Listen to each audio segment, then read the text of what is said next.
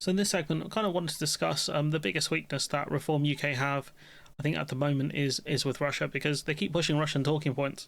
Whether that's because one of their goons was being found to have taken money from Russia in order to push certain questions when they were an elected official, or because they're genuinely stupid, or because they don't see they see Russia as an ally rather than an enemy's friend, or rather than foe. But yeah, this is crazy. Julia Hartley-Brewer just piecing up Tice in this interview, and then you've got here Nigel Farage being asked, "Is Zelensky a dictator?" It's Russia that's killing people. If Russia stopped fighting, if Russia wanted to end the war, if Russia stopped fighting, Russia could just stop fighting. There wouldn't be a war. No one would be killed. And that would be great. our job done. Yeah, but why doesn't the West take that to Russia? Ultimately, maybe that's what the negotiations are. Which part of Britain would you give away if we were invaded and you wanted to negotiate none at all. Peace? None at all. Oh, so we wouldn't give away any of Britain. But it's okay to give away a bit of Ukraine. Hang on, it's not us giving it away, Julia. Right? It's Ukraine, and Ukraine doesn't want to give it away. Of course it does. Clearly, he doesn't understand comparison. She's saying, what part of Britain would you give away? I would never do that. Okay, so why is it okay for Ukraine? That's up to Ukraine. But they're saying they don't want to do that either. That's the point. But ultimately, as everybody said, it is Zelensky's decision. But ultimately, we've got to stop killing people. If we were invaded and our close allies in NATO, like the United States, basically supported us for a bit, but gave us just enough support so we could actually not lose, but we'd not enough to win. Yeah. And after 3 years, whoever was president of the United States said, from which to try and negotiate a solution. So at which point Donald Trump, says, oh, well, we're going to have a negotiation. But we're going to let the Russians, whoever invaded us, keep part of territory. Just clarify.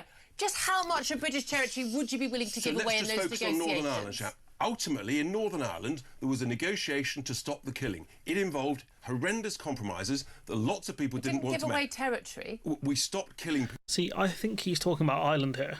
I think what he's meant to say is, essentially, the Irish got independence because Britain didn't really have a choice. And I think that's what he's saying here. But it doesn't make sense because he said Northern Ireland. So I don't know if that argument for me makes sense for me to give him that level of, I guess, charity.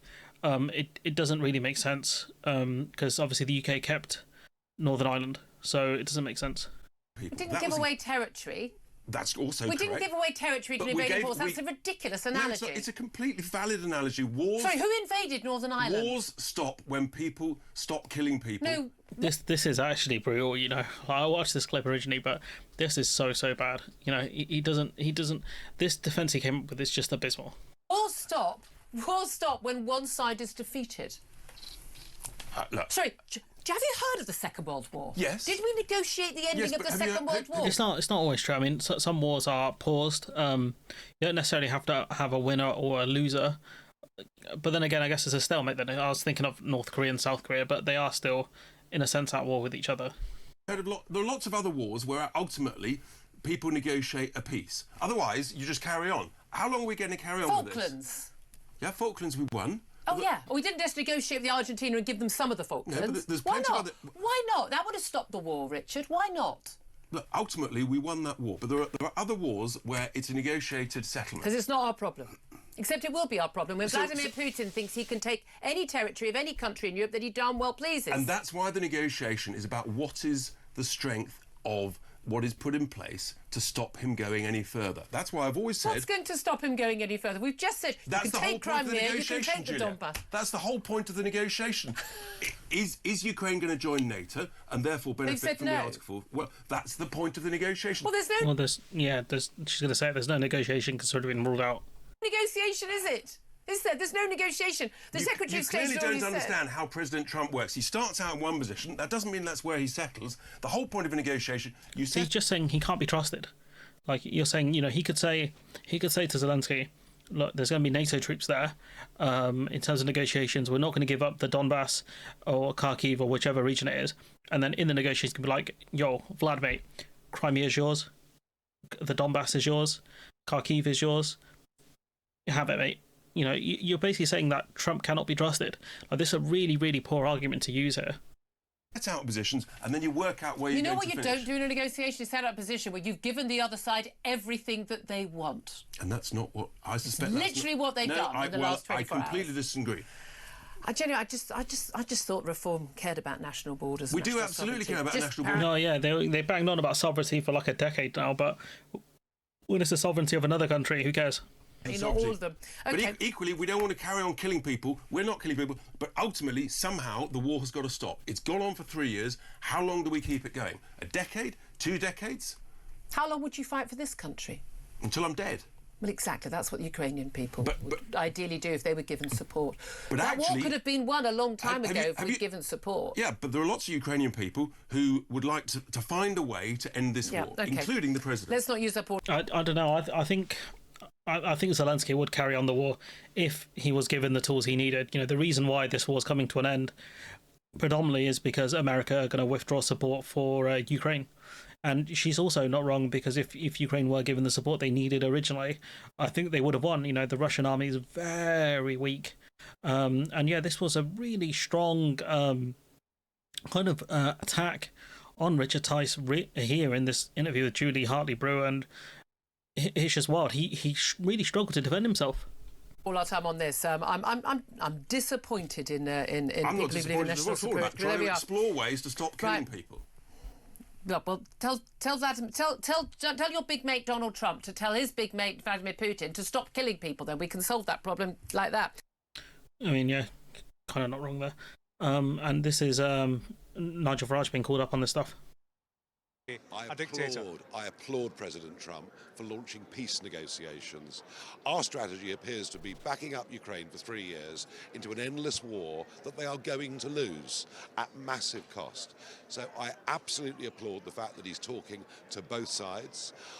We haven't seen the full shape of the deal yet, but there is going to be a deal, and let's hope there's going to be peace. Now, Donald Trump has a particular beef with Ukrainian governments over the last few years. It led to an impeachment because of the relationship with the Biden family. Yeah, he tried to get dirt on Biden's family. That's why, because of I think it was Hunter Biden's role within. He had a role within an energy company, which was a bit dodgy.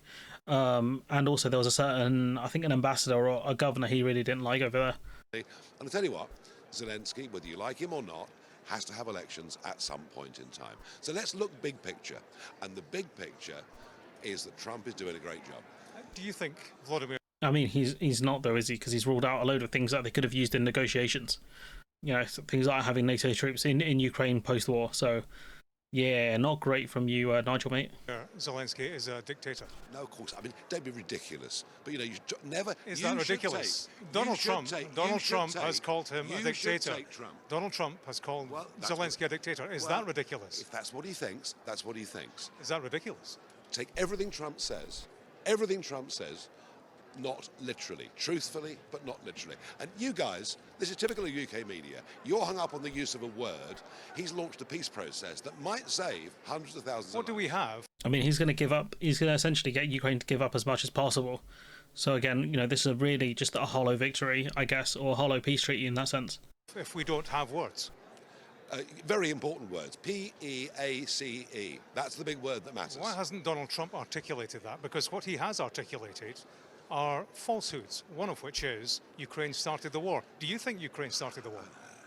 I mean, read the words carefully. He doesn't literally say Ukraine started the war. Vladimir Putin started the war. Didn't he? What is? Didn't he I say wonder, literally what is, that read the Ukraine words. started the war? Not- Are you saying that he didn't? Okay, he did. If you're happy, he did. Do you think it's You see that any kind of strong questioning, he backs down.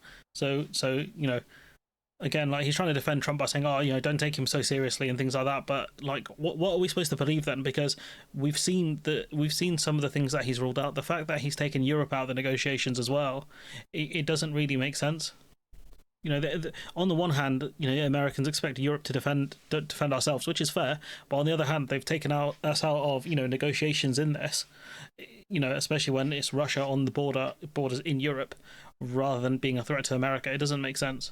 good we got peace It's not negotiations? a question about anybody being happy. It's a question of what the President of the United States, the single most influential individual in solving this conflict, potentially, actually said. Putin started the war. We all know that. What he's talking about are the causal factors that go back for years. You know what they are. I know what they are. Hey, I alone predicted the war in 2014 in the European Parliament. That's what he's talking about. But none of that matters. And all of you, every one of you, are obsessing on the wrong things. again, like if we look at the negotiations, they're not going to go down well. And Nigel Farage's defense of Trump is pathetic. But last clip was Boris Johnson. Obviously, he's not part of reform, but I thought it was worth talking about. We are, Nate, let's face it, we're waging a proxy war. We're waging a proxy war, but we're not giving our proxies the ability to do the job. And for years and years now, we've been allowing them to fight with one hand tied behind their backs, and it has been cruel. It has been cruel. And we need now to give them what they need. We are, Nate. And again, yeah, Boris Johnson is right here. I think that we are effectively waging a proxy war. But at the same time, like, this was the guy who was prime minister who also didn't give Ukraine the weapons that they needed from the start. Like, they still hampered them. They slowed down things like the sanctions and other things, and they could have seized that Russian money in order to actually buy things to help Ukraine out. So Boris Johnson, he came out with all the big talk about how he's on Ukraine's side, but he's also a guy who took a lot of Russian money, allowed his party to become infected with Russian money effectively. And in the end, when it came time for them to actually back Ukraine with sanctions and, actual good weapons and things like that, they just didn't do it. I mean, these are the same people who hollowed out our military, to be fair. So to expect them to give Ukraine military options is just ludicrous. But I think ultimately that's kind of a throwaway clip. It's these two that are the important ones here. The one with Tice getting absolutely battered over the situation, and also Farage having to argue, well, words don't really mean words, etc. I think he looked really bad in that interview. That's the weakest I've seen Farage in a while. But anyways, I'm going to leave it there. Let me know what you think in the comments below. Like, comment, share, subscribe. Support the channel on Patreon if you can. And hopefully I'll see you in the next one.